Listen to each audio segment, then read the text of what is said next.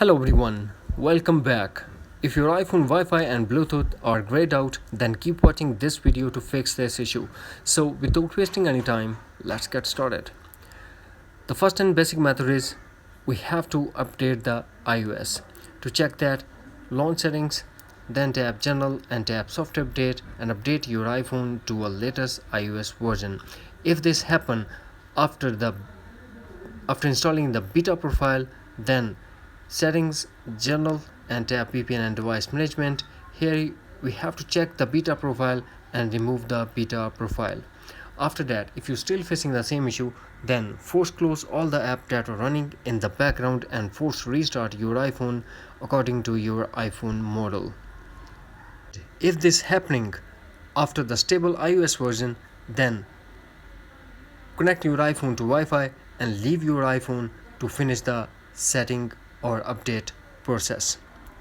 Next solution is we have to launch settings. Here we have to tap on general and tap transfer reset iPhone, tap reset and tap reset all setting.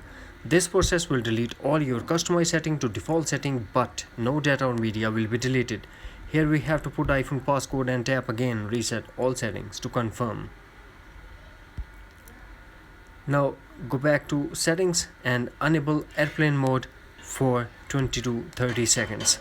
After that, disable airplane mode. Charge your iPhone to minimum 80 to 85%, then go to settings, battery and disable low power mode.